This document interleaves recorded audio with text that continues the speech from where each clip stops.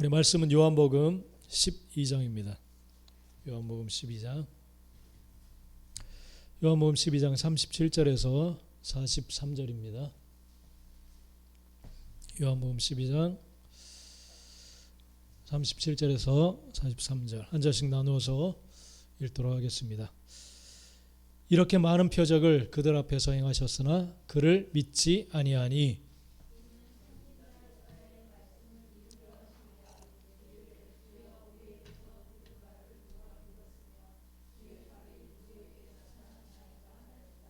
그들이 능히 믿지 못한 것은 이 때문이니 곧 이사야가 다시 일렀으되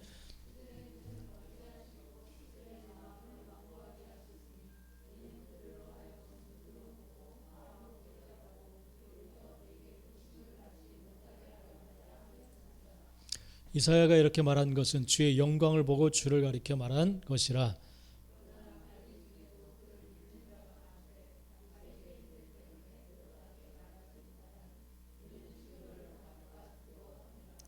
그들은 사람의 영광을 하나님의 영광보다 더 사랑하였더라. 아멘. 네, 오늘 나눌 또 선포할 말씀의 제목입니다. 같이 한번 읽어봅시다. 시작. 사람의 영광과 하나님의 영광 어느 것을 더 사랑하는가? 네. 사람의 영광과 하나님의 영광 어느 것을 더 사랑하는가? 여러분들은 어느 것을 더 사랑하십니까? 어느 것을 더 사랑하세요? 어느 것을 더 사랑하세요? 시작. 예, 우리가 정답은 잘 알고 있습니다. 분명히 하나님의 영광을 위해서 살기 원합니다. 하나님의 영광이 나타나기 원합니다. 우리는 분명한 이런 고백들을 늘 하고 있습니다. 이것이 진정한 여러분 중심의 고백이 되시기를 간절히 축원합니다. 할렐루야. 예. 사람의 영광과 하나님의 영광, 정말 오늘 말씀 가운데 나타난 그러한 하나님께서 물으시는 질문인데, 정말 하나님의 영광을 위해 정말 우리 교회가 나아가기를 원하고, 여러분이 그렇게 되기, 여러분의 가정이 또 그렇게 되길 원하고, 여러분의 삶 자체가 하나님의 영광을 추구하는 삶이 되시기를 간절히 축복합니다. 아멘. 예. 미국 애리조나에 가면 그런 공원이 있는데 규화목 공원이라고 있다고 합니다. 규화목이 많은 그런 공원이 있다고 합니다. 이것은 지금 나무가 오래된 나무. 근데 이제 이게 나무처럼 보이지만은 이게 돌이라고 합니다. 돌. 그러니까 나무가 돌로 바뀌어져 있는 그런 모습. 그래서 그럴 수가 있나?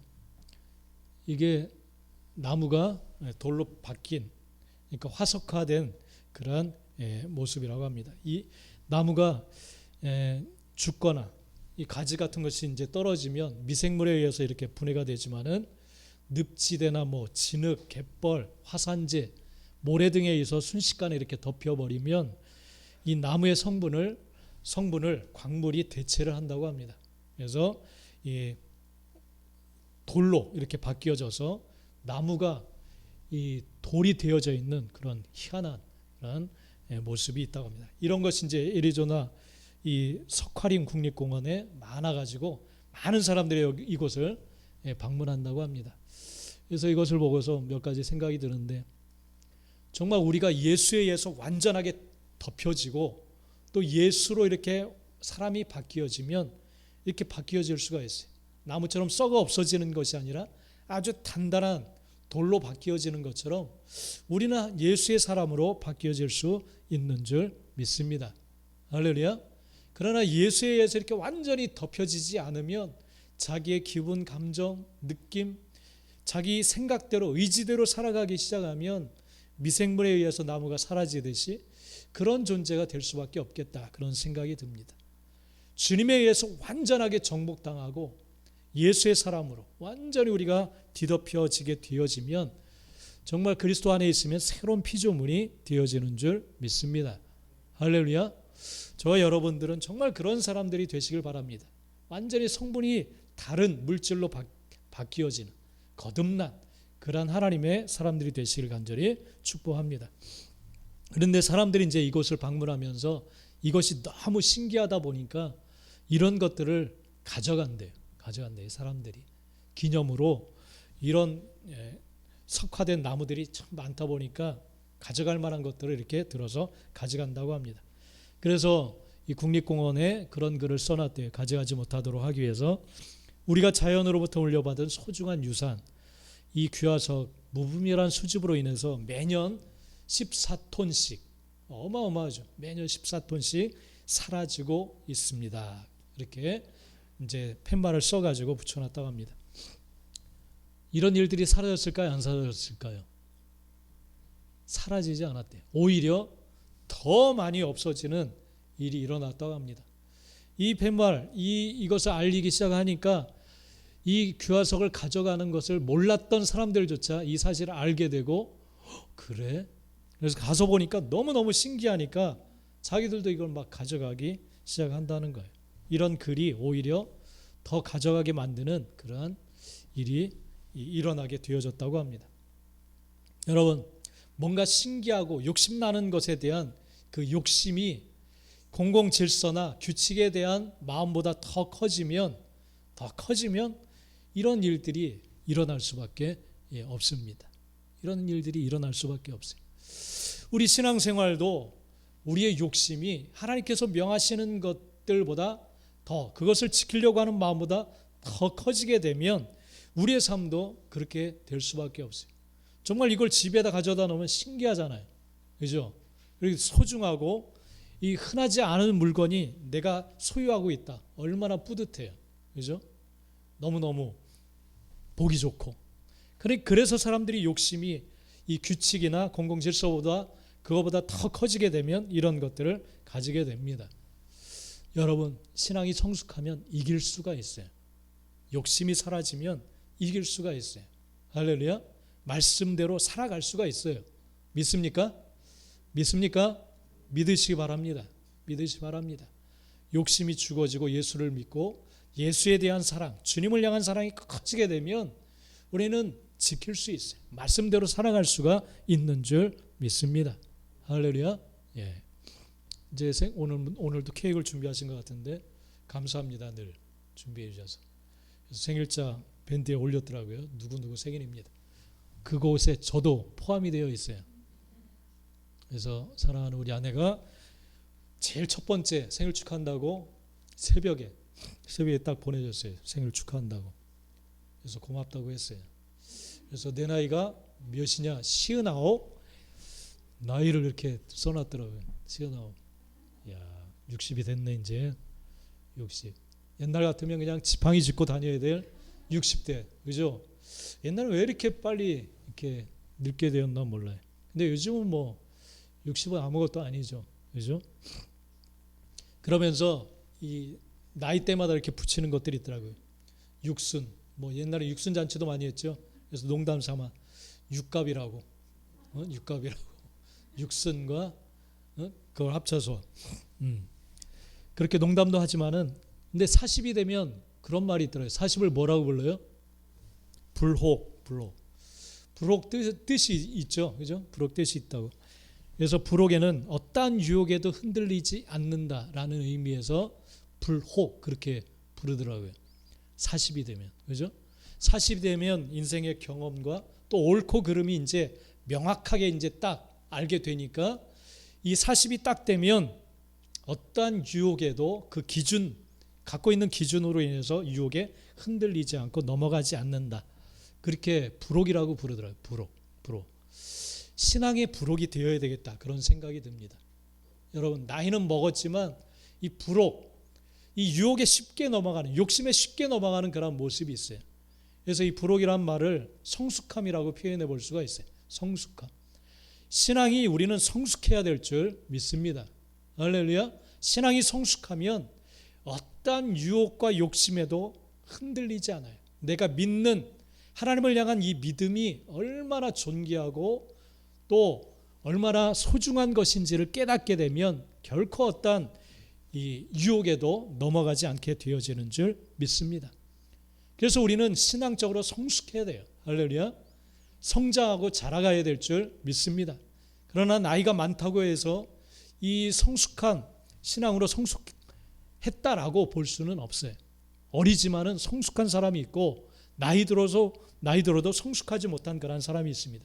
그 기준은 유혹에 쉽게 넘어가는, 어린아이처럼 쉽게 넘어가는 그런 태도를 보면 우리가 알 수가 있습니다. 그렇기 때문에 믿음에 있어서는 우리는 어린아이가 되지 말고 장성한 어른이 되어야 될 줄 믿습니다.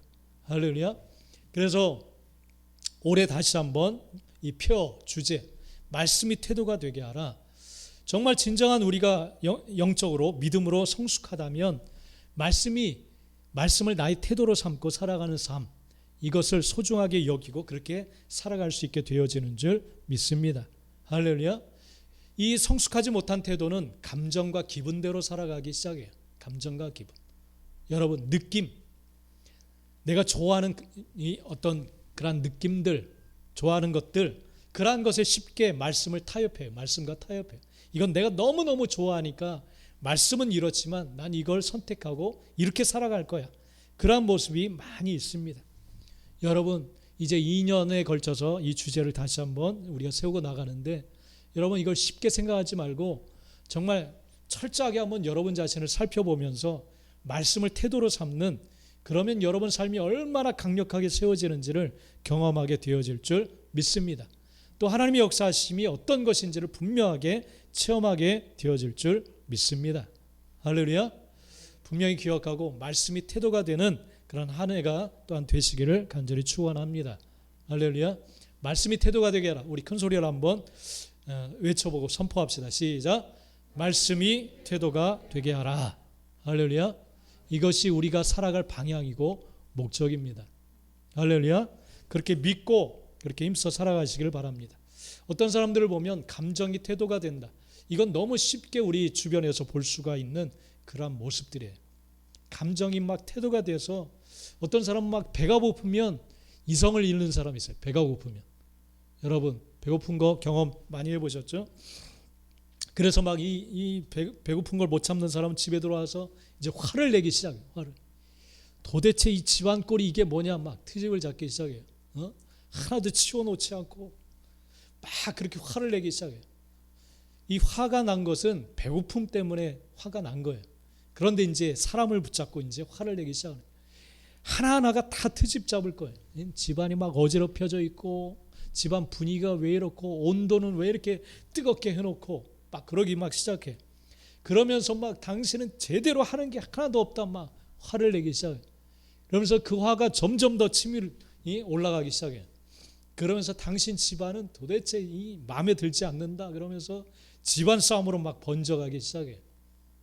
그래서 결국 이게 막 골이 깊어져서 결국은 이혼 단계까지 가는 그런 모습들을 봅니다. 시작이 뭐예요? 배고픈 거에서부터 시작한 거예요. 그것만 해결하면 되는 거예요. 그죠? 그것만 해결하면 되는데 목적을 잃어버려요. 화를 내기 시작하면 이 어느 순간에 감정이 이 사람을 막 끌고 가기 시작해요. 감정이. 막 인사불성, 뭐 이성적이질 않아요. 모든 걸 다 분별력을 잃어버려요. 이 감정이 사로잡기 시작하면 점점 이런 상태로 나갈 수밖에 없습니다. 여러분, 하나님의 말씀은, 하나님께서는 우리의 삶의 방향과 목적을 분명하게 말씀해 주십니다. 여러분을, 감정과 기분이 여러분을 주도하지 못하도록 만들어야 될 줄 믿습니다. 오늘도 이것에 대한 말씀을 우리에게 분명히 주시고 있습니다. 우리의 삶의 목적과 방향이 무엇인가? 무엇에 우리는 사로잡혀야 되고 무엇을 추구하면서 나가야 될 것인가? 그것에 대해서 우리가 말씀을 해 주시고 있습니다. 예수님께서 이 땅에 오셨을 때 많은 사람들이 예수님의 말씀 앞에 부딪힘이 있었어요. 그래서 많은 무리들이 찔림을 받습니다. 찔림을 받아요. 그럴 때 그것에 찔림받은 사람들은, 어떤 사람들은 회개하고 돌아서면서 우리가 어떻게 해야 되겠습니까? 주님 앞에 순종하면서 머리를 조아리는 사람이 있는가 하면, 반면에 바리새인, 서기관, 제사장들은 화를 내고 분노하면서 예수님께 반항하고 대적하고 예수님을 어떻게 하면 죽일까, 그런 방향으로 나가는 사람들이 있었어요. 방향과 목적을 잃어버린 사람들이에요. 찔림을 받으면 하나님이 원하시는 의도대로 돌아서야 되는데 그렇지 않은 그런 사람들이 있었어요. 여러분, 우리들은 정말 하나님이 원하시는 그런 모습을 향해 우리가 나가야 될 줄 믿습니다. 예수님께서 왜 그런 말씀을 선포하시고 잘못된 행동들을 왜 지적하시는가? 그것에는 분명한 목적이 있습니다. 오늘날 우리가 하나님의 말씀을 듣고 하나님을 예비하면서 찔림을 받고 가책을 받고 막 그럴 때가 있어요. 그것에는 분명한 하나님의 어떤 목적이 있어요. 할렐루야. 그것에 대해서 여러분, 그래서 성도들과 막 이야기하고 나누고 또 말씀을 가지고 나눌 때, 지적당하고 그럴 때 그것을 쉽게 받아들이는 사람이 있는가 하면 기분 나빠하는 사람들도 있어요. 기분 나빠하고 거스리려고 하는 사람들이 있어요. 예수님 당시에도 그런 두 가지 부류의 사람들이 분명히 있었어요. 그럼에도 주님은 계속해서 하나님의 말씀을 그들에게 전하고 대적하는 것을 알면서도 계속 그들의 잘못된 것에 대해서 말씀을 하십니다. 그것에는 분명한 하나님께서 목적이 있어요. 목적이. 그렇게 하시는 목적이 있습니다. 로마서 10장 9절 여러분 로마서 10장 9절 한번 봅시다. 여러분 성경 한번 찾아보십시오. 로마서 10장 9절. 로마서 10장 9절.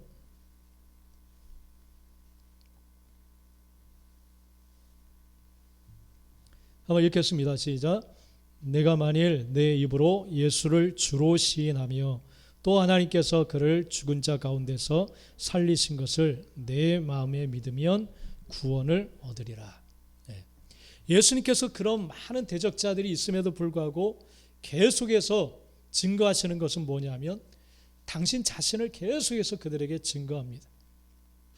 왜 그렇게 증거하느냐 하면 그들을 구원하기 위해 그들을 어떻게 해서든지 살리기 원하시는 그런 마음이 있었기 때문에 그들에게 계속 대적하는 그 무리들을 향해 당신을 증거하시고 복음을 계속 증거하시는 그런 모습을 우리는 볼 수가 있습니다. 여러분, 왜 신앙생활을 우리가 왜 합니까?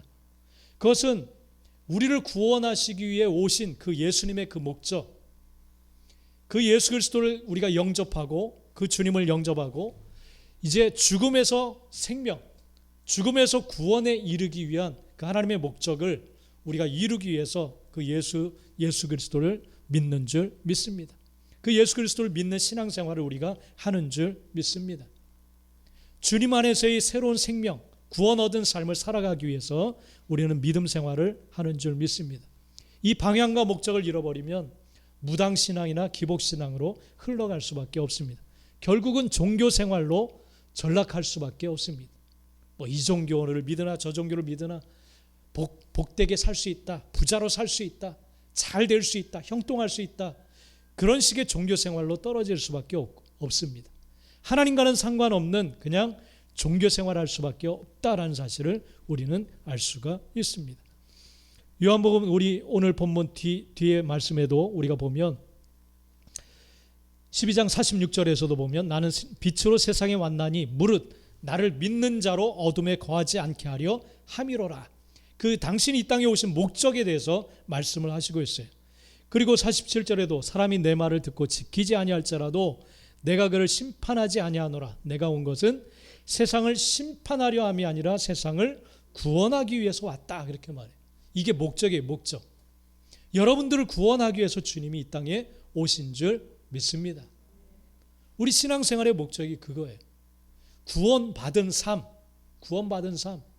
예수 그리스도를 믿음으로 죽음에서 생명에 이른 그 삶, 심판받지 않을 그러한 삶을 향해 우리는 나아가는 줄 믿습니다. 할렐루야. 그런데 우리가 여전히 예수 그리스도를 믿지 않고 그러므로 우리가 심판에 이르게 된다면 이 신앙생활의 목적을 잘 모르는 거예요. 방향을 잘 모르는 거예요. 심판에 이르지 않도록 하기 위해서 주님은 우리를 구원하기 위해서 이 땅에 오신 줄 믿습니다. 그래서 계속해서 말씀을 증거하시고 우리가 신앙생활하면서 주의 말씀을 듣는 거예요. 말씀을 태도로 삼고자 우리가 힘쓰고 노력하는 줄 믿습니다. 그래서 48절에도 보면 나를 저버리고 내 말을 받지 아니하는 자를 심판하실 이가 있으니 곧 내가 한 그 말이 마지막 날에 그를 심판할 것이다. 그렇게 말씀하고 있어요. 주님이 증거하시고 외치는 그 말씀이 그 자체가 이제 심판의 기준이 될 거다. 그렇게 말씀하세요.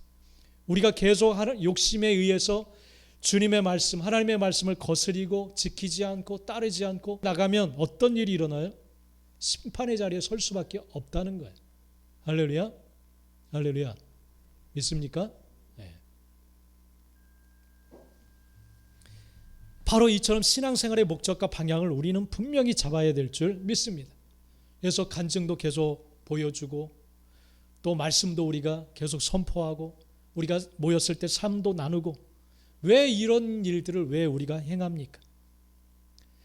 주님이 말씀하시는 그 믿음의 삶을 향해 나가도록 하기 위해서 이러한 것들을 나누는 줄 믿습니다. 할렐루야. 우리의 믿음을 방해하는 이러한 것들을 통해서 장애물들을 물리치고 믿음으로 나아가게 하기 위해서 주님이 원하시는 그 방향, 원하시는 그 삶을 향해 나아갈 수 있도록 하기 위해서 이 모든 것들을 나누고 선포하는 거예요. 할렐루야. 그렇기 때문에 여러분 신앙생활의 목적과 방향을 잃어버리면 안 돼요. 할렐루야. 우리가 부자 되고 잘 되고 형통하고 이게 목적이 아닙니다. 하나님의 말씀대로 우리가 살아서 심판에 이르지 않는 그와 같은 삶, 구원받은 삶, 그것이 주님이 이 땅에 오신 목적이고 그것을 위해서 우리를 계속해서 이끌어가기를 원하시는 줄 믿습니다. 할렐루야.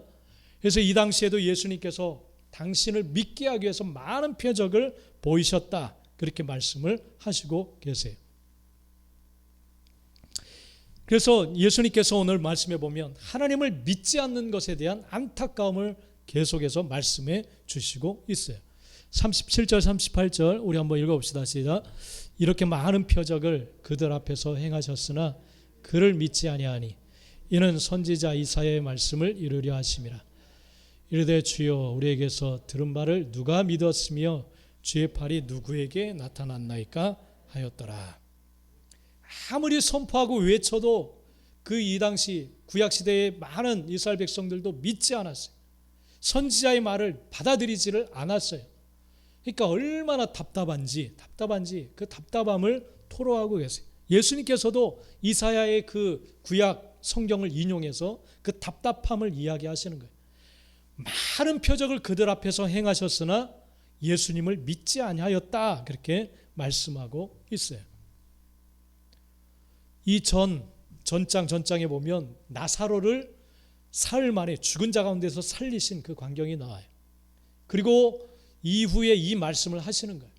사람이 어떻게 사흘이나 지나고 시체 썩는 냄새가 나는데 살아날 수가 있어요.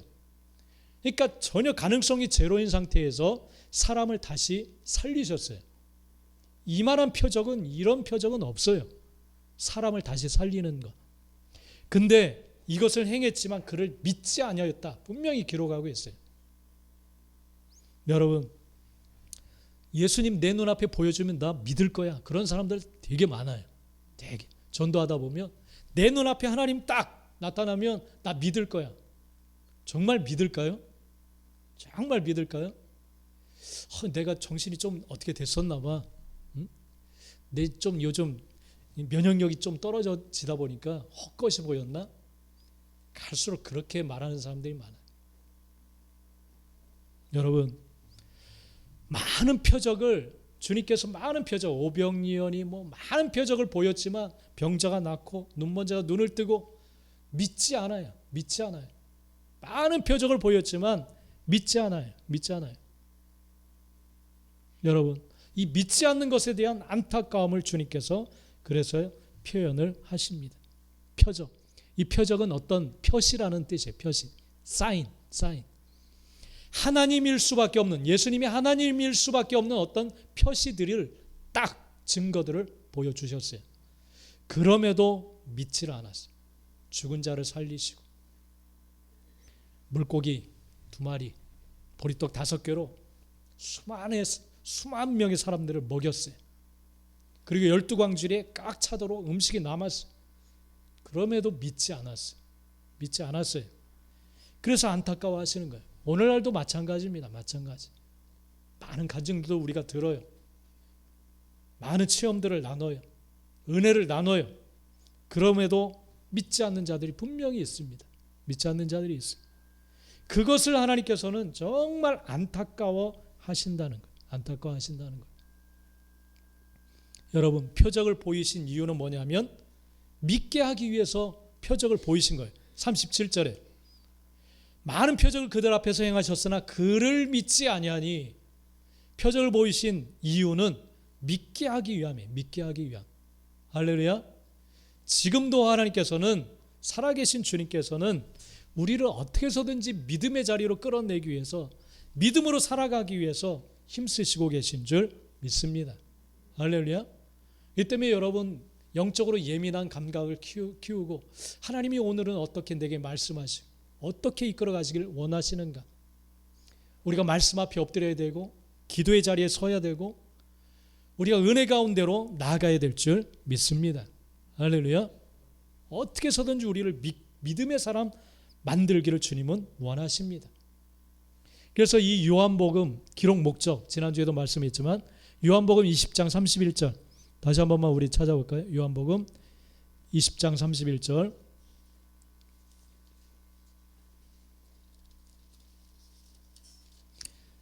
전체 성경의 요약이라고도 우리가 볼 수가 있습니다. 요한복음 20장 31절. 요한복음의 요약이고 또 전체 성경의 요약이라고 볼 수가 있습니다. 요한복음 20장 31절 우리 한번 읽어봅시다. 시작. 오직 이것을 기록함은 그리스도이심을 믿게 하려 함이요 또 너희로 믿고 그 이름을 힘입어 생명을 얻게 하려 함이니라. 아멘. 할렐루야. 예. 요한복음 전체가 향하고 있는 방향은, 목적은 뭐냐면 예수 그리스도가 하나님 아들이심을 믿게 하기 위함이다. 그렇게 밝히고 있어요. 할렐루야. 네. 하나님의 아들 그리스도이심을 믿게 하기 위해서 요한복음을 기록한 거예요. 그리고 모든 성경이 기록된 거예요. 또 그 이름을 힘입어서 생명을 얻은 삶을 살아가기 하기 위함이다. 그렇게 말씀하시고 계세요. 이게 목적이고 방향입니다. 우리 신앙생활의 방향이고 목적인 거예요. 할렐루야. 예수님이 하나님의 아들, 살아계신 그리스도이시다. 그리고 그를 믿을 때 생명의 삶을 살아갈 수 있다. 이 사실을 믿는 거예요. 그래서 그 안에 풍성한 삶을 살아가도록 하기 위함이 신앙생활의 방향이고 목적인 줄 믿습니다. 할렐루야. 그래서 주님께서 그를 믿지 않는 많은 표적을 보이신 이유는 예수 그리스도를 믿게 하기 위함인데 믿지 않기 때문에 답답해 하시는 거예요. 답답해 하시는 거예요. 많은 표적을 보여주셨는데. 할렐루야. 네. 여러분, 표적 자체가 목적이 아니에요. 할렐루야. 표적을 보이면 내가 믿을게. 많은 사람들이 그렇게 이야기해요. 여러분, 표적 자체가 목적이 아니에요. 여러분, 사람 살리고 병 낫고 오병이어 막 기적 이적 이런 것을 막 보기를 원하는, 이게 목적인 것처럼 쫓아다니는 사람들이 많은데 주님께서는 그걸 목적으로 삼지 않으셨어요. 할렐루야. 목적이 뭐냐? 예수 그리스도를 믿게 하는 거예요. 믿게 하는 거. 그러니까 보지 않고 믿는 믿음이 복되다 하셨잖아요. 표적은 과정이에요. 기적과 이적은 과정이에요. 예수님이 목적하시는 것은 뭐냐면 그 예수님을 믿는 거예요. 믿는 거. 그 주님을 나의 주님으로 영접하고 믿고 그 주님과 함께 살아가는 거예요. 이게 목적입니다. 이게 목적이에요. 근데 그 당시 사람들은 이런 많은 표적 앞에서도 예수 그리스도를 믿지 않았어요. 믿지 않았어요. 그래서 주님께서, 표적을 보이시는 하나님께서 정말 우리에게 원하시는 반응이 있어요. 우리 신앙생활 가운데 주님께서 보시길 원하시는 그러한 모습이 있어요. 40절 말씀 한번 읽어봅시다. 40절 시작. 그들의 눈을 멀게 하시고 그들의 마음을 완고하게 하셨으니 이는 그들로 하여금 눈으로 보고 마음으로 깨닫고 돌이켜 내게 고침을 받지 못하게 하려 함이라 하였음이더라. 뭔가 역설적으로 들리는 말씀. 이사야 선지자를 통해서 이렇게 말씀하셨어요. 아무리 선지자를 보내서 선포해도 돌아서고 회개하고 하나님께 나오지 않으니까 하나님께서 답답한 마음에 이렇게 표현을 하시는 거예요. 이 백성들을 내가 마음을 완고하게 만들어 버리겠다. 왜냐하면 눈으로 보고 마음으로 깨닫고 돌이켜 나에게 돌아서서 고침을 받지 못하게 하기 위함이다. 답답한 마음을 이렇게 표현하셨어요. 이렇게. 제발 돌아오라는 거예요. 제발. 나귀도 그 주인을 알아보는데, 알아보는데 이 백성 나를 알아보지 못한다. 그 답답한 마음을 이렇게 표현하신 거예요. 이 표현 속에 우리가 하나님이 원하시는 것이 무엇인지를 알 수가 있어요. 주님이 원하시는 게 무엇인지를 알 수가 있어요. 그것은 뭐냐면 표적, 주님이 보이시는 표적을 눈으로 보고 아, 이분이 정말 하나님의 아들이구나. 그것을 보고 그렇게 인식하고 그 다음에 마음으로 깨닫고 아, 그러기 때문에 내가 어떤 삶, 어떤 방향으로 나가야 되느냐 그걸 깨닫기를 원하시는 거예요. 깨닫고 돌아서기를 원하는 거예요. 예전에 살아왔던 방식에서 완전히 돌아서서 주님이 말씀하시는 그런 삶으로 돌아서서 살아가기를 원하시는 거예요. 그게 바로 고침받는다라고 표현하셨어요. 고침받는 것. 병든 상태에서 고침받는 것. 어긋난 것에서 고침을 받는 것. 이것을 하나님께서 원하시는 거예요. 표적을 보이신 주님이 원하시는 모습이 이거였어요. 할렐루야. 이게 목적인 거예요. 이게 목적. 기적과 이적, 여러분 삶에도 은혜를 베푸시죠? 놀라운 은혜들을 많이 베풀어 주셨어요. 근데 그 기적 자체가 목적이 아니에요.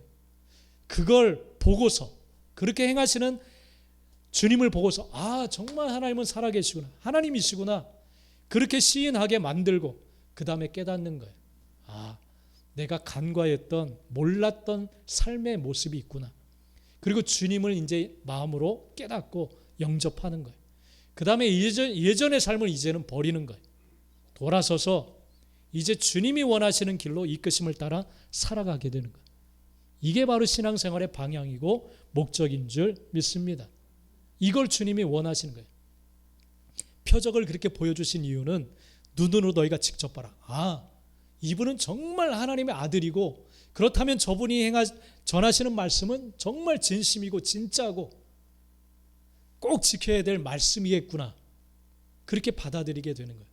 그리고 이전에 살아왔던 내 삶은 정말 이건 정말 부끄러운 이렇게 살아서는 안 될 그런 삶이었구나. 그렇게 깨닫고 돌아서는 거예요. 돌이키는 거예요. 이게 회개입니다. 회개. 돌아서는 게 회개예요. 방향을 완전히 바꿔서 돌아서는 것이 회개인 줄 믿습니다. 할렐루야. 이 모습을 우리는 삭개오를 통해서 알 수가 있어요. 누가복음 19장에 보면 삭개오가 주님을 만나는데 사람들이 너무 많아서 뽕나무 위로 올라가죠. 앞으로 나갈 수가 없어서. 그럴 때 주님은 딱 삭개오를 알아보셨어요. 영적으로 딱 알아보신. 이미 변화가 일어난 사람은 알아보십니다. 삭개오야 내려와라. 오늘 내가 너의 집에 유하여야 되겠다. 그럴 때 기쁘게 뛰어내려와서 주님을 영접하죠. 근데 영접하고 집안에서 주님 앞에 막 들떠서 그렇게 이야기를 해요. 뭐라고 이야기를 하느냐면 주여 보시옵소서 내 소유의 절반을 가난한 자들에게 다 나눠주겠습니다. 그리고 누구의 것을 속여서 빼앗은 일이 있으면 4배나 내가 갚아주겠습니다. 스스로 그렇게 이야기해요. 주님이 그렇게 하라고 말씀하시지 않았어요. 주님을 만나고 주님의 이야기를 듣고 계속 듣다 보니까 깨달았어요. 주님이 어떤 분인지. 그리고 어떻게 살아야 될지를 알았어요. 그리고 스스로 그렇게 고백합니다. 돌이킵니다. 자기가 살아왔던 방식을 다 버리고 이젠 주님이 원하시는 삶으로 나아가는 이 삭개오 모습을 우리는 볼 수가 있어요. 그렇지만 이 당시 많은 유대인들, 바리새인, 서기관, 제사장들 예수님의 그 말씀을 듣고 돌이키고 깨닫기는커녕 항의하고 따지고 대적하고 죽이려고 했어요. 보고 듣고 뉘우치기를 원해서 주님은 전했는데 그들은 오히려 분노하고 대적하고 예수님을 죽이려고 했어요. 죽이려고 했어요. 아무리 그들에게 기회를 주어도 마음이 둔하고 완악하니까 받아들이지를 않는 거예요. 받아들이지 않는 거예요. 여러분, 예수님이 행하신 기적을 보고서 이분은 하나님이시다 라고 볼 수 없는 눈은 이건 불행한 눈입니다. 눈이 멀게 되면 믿음을 가질 수가 없어요. 저건 다른 의도가 있을 거야. 이런 왜곡된 마음, 그런 것을 계속 받아들이게 되면 믿음을 가질 수가 없어요. 그리고 돌이킬 수가 없습니다. 깨달음이 없으면 돌이킬 수가 없어요. 주님을 하나님이라고 시인하지 않으면 깨달을 수가 없어요. 그 말씀을 받아들일 수가 없어요. 말씀을 받아들이지 못하면 깨달음도 없고 돌이키는 회개의 삶도 이루어질 수가 없습니다. 여러분, 잘못된 생각, 과거의 그러한 삶의 모습, 습관, 이런 모습들이 잘못됐다라고 깨달아지지 않는다면 돌아설 수가 없는 줄 믿습니다. 살아계셔서 나와 함께하고 계신 주님을 인식해야 되고 눈으로 볼 수 있는 깨닫게 되는 그런 마음이 있어야 되고 그래야만 돌이키고 우리는 고침을 받을 수 있게 되어지는 줄 믿습니다. 할렐루야. 주님이 원하시는 것은 바로 이와 같은 모습입니다. 이와 같은 모습이에요. 정말 하나님 앞에 마음으로 깨닫고 돌이킬 수 있는 저와 여러분들이 되시기를 간절히 축복합니다. 할렐루야. 왜 이들은 깨닫지 못하고 또 돌아서지를 못하였는가? 그 이유가 있어요. 그 원인이 있어요. 그들이 믿음을 갖지 못하는 결정적인 이유는 뭐냐면 사람의 영광을 더 사랑했기 때문에 그렇습니다. 할렐루야. 사람의 영광을 더 사랑했기 때문에 그렇습니다. 42절 43절 한번 읽겠습니다. 시작. 그러나 관리 중에도 그를 믿는 자가 많되 드러나게 말하지 못하니 이는 출교를 당할까 두려워함이라. 그들은 사람의 영광을 하나님의 영광보다 더 사랑하였더라. 더 사랑하였더라. 더. 여러분들은 사람의 영광과 하나님의 영광 어떤 것을 더 사랑하십니까? 사람과의 관계 이게 소중하지 않은 게 아니에요. 사랑하라는 거예요. 할렐루야. 더 사랑하는 게 문제라는 거예요. 더라는 말은 매우, 몹시 이런 뜻을 가지고 있어요. 매우. 그러니까 하나님의 영광, 은혜, 하나님을 향한 사랑보다 사람을 향한 사랑, 좋아하는 마음이 몹시 더 좋다는 거예요. 몹시 더, 매우 더 좋아한다는 거예요. 그렇게 선택한다는 거예요. 더 사랑하는 거. 이 사랑이란 말은 여러분 많이 들어보셨을 텐데 아가파오, 아가페 들어보셨죠? 아가페. 이 단어예요. 이 단어. 그냥 막 더 사랑하고 좋아하는 거예요. 더 좋아하는 거. 하나님을 향한 사랑보다 사람을 향한 사랑이 더 큰 거예요. 큰 거. 이것을 영광이라고 했어요. 이것을 영광, 사람의 영광. 저 사람을 사랑함으로 내게 주어지는 어떤 좋은 것들, 이익들, 그런 것을 더 사랑하는 거예요. 이 당시 유대인들은 이 출교당할까 두려움이라 42절에 그렇게 말씀했어요. 이게 사람의 영광이에요. 출교. 이 당시의 출교를 보면 좀 찾아보니까 바벨론 포로기와 400년간의 이 신약으로 넘어오기 전에 이 암흑기 400년이 있었는데 그러면서 이제 회당을 유대인들이 많이 이곳저곳에 세웠습니다. 자신들이 살아가는 곳에. 이 회당이 이제 유대인들의 이제 공동체예요. 살아갈 수 있는 공동체. 근데 이 회당의 규칙들이 있는데 추방이 있고 출교를 당하는 그런 사람들이 있어요. 그래서 어떤 사람들을 출교시키느냐 하면 출교에도 세 가지가 있다고 하는데 내지파라고 하는 출교가 있다고 합니다. 이것은 일주일 정도 좀 약하게 파문을 시키는 거예요. 비공식적으로 알리지 않고. 일주일 정도. 그 다음에 디두이라고 하는 것이 있는데 이런 출교가 있는데 30일 정도 공식적으로 파문하고 일반 백성들과 일상생활에서 서로 이렇게 교류하는 것을 금지시키는 것이 있었다고 합니다. 그렇지만 이제 종교적 예식에는 참여할 수 있도록 허락을 해줬어요. 그 다음에 이제 헤렘이라고 하는 영구적인 출교가 있다고 합니다.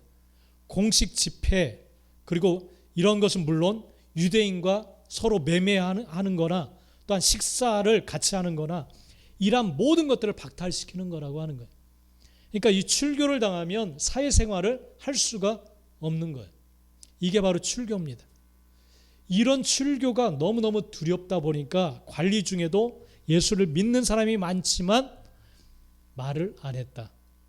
그러니까 이것을 인정하지 않았다. 그거를 하나님께서는 그 태도를 사람의 영광을 하나님의 영광보다 더 사랑하였다 이렇게 말씀하시고 계신 거예요. 여러분 우리 삶 속에도 이런 모습들이 많이 있죠. 저 사람과 유대 관계 때문에 분명히 잘못된 걸 보면서도 알면서 괜찮아. 그렇게 우리가 허락할 때가 많아요. 그래서 믿지 못하는 거예요. 믿음의 삶으로 들어가지를 못하는 거예요. 사람이 베푸는 어떤 도움, 내게 어떤 친밀하게 잘해주는 어떤 그러한 태도, 이런 것들을 포기하지 못해서 우리는 하나님의 영광을 향해 나아가지 못하는 거예요. 그것을 주님께서 오늘 말씀을 하십니다. 여러분, 사람의 영광과 하나님의 영광, 어떤 것을 여러분은 더 사랑하고 있습니까? 이 사람 때문에 하나님께 마땅히 드려야 될 것을 드리지 못하는 그러한 경우 있지요.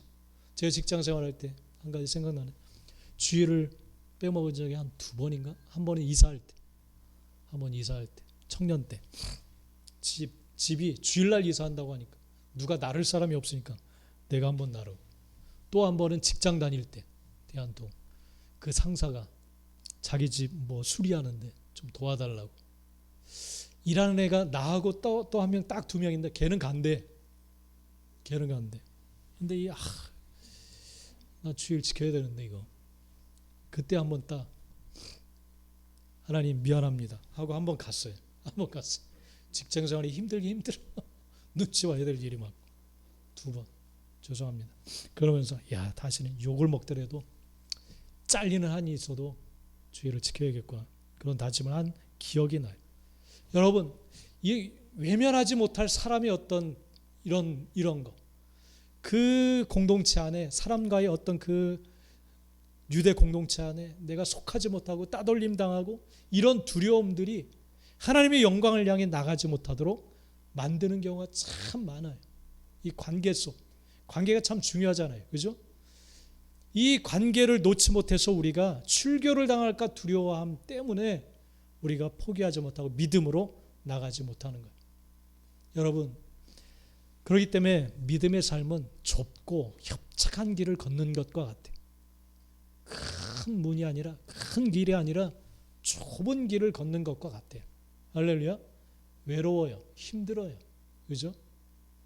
그래서 포기하는 사람들이 참 많다고 했어요. 이 길을 가는 사람이 적다고 했어요. 여러분, 사람의 영광과 하나님의 영광, 어느 것을 더 사랑하십니까? 더 소중히 여기십니까?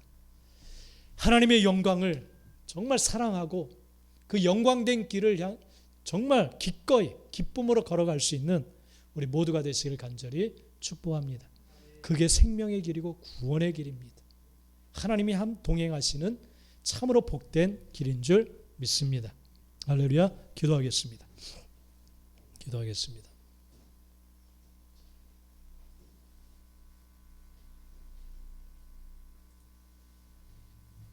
사람의 영광과 하나님의 영광, 어느 것을 더 사랑하느냐? 오늘 분명히 주님께서 질문하십니다. 우리가 살아가면서 속해 있는 공동체가 참 많이 있습니다. 직장도 있고, 또 가족 공동체도 있고, 친족도 있고. 그럴 때 그들은 정말 거부하기 힘든 그러한 제안을 할 때가 참 많이 있습니다. 예수님 당시에도 많은 유대인들이 그런 상황에 놓여져 있었습니다. 그 사회 공동체에서 외면당한다라는 것은 제대로 살아갈 수 없는 힘든 그러한 일이었습니다. 그럼에도 내가 죽음에서 생명으로, 사망에서 구원으로 나아갈 수 있는 유일한 길은 주님을 믿는 것이었습니다. 주님을 내 삶의 주인으로 모시고 주님과 함께 주님의 인도하심을 따라 살아가는 길이었습니다.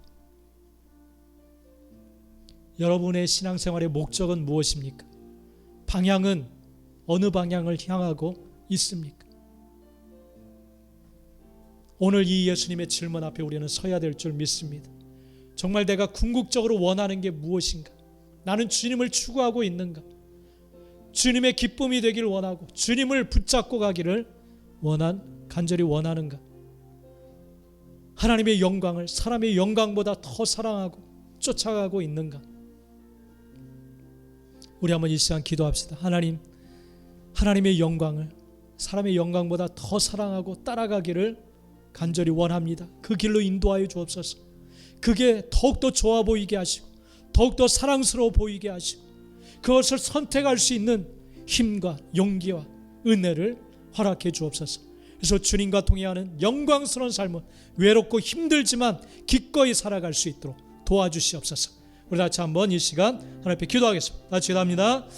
할렐루야. 하나님 참으로 은혜를 감사드립니다. 주님 도와주시길 간절히 원합니다. 주님 우리 늘